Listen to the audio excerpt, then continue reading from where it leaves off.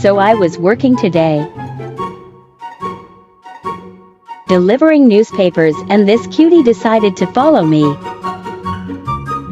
He followed me for about 20 minutes. So I guess I have a new little furry coworker. He isn't even my cat. Stupid letterbox, open. Anyway, this has to be the most precious neighborhood cat I've met so far. So cute. Pat, pat. Oops, totally forgot I had work. AWH3?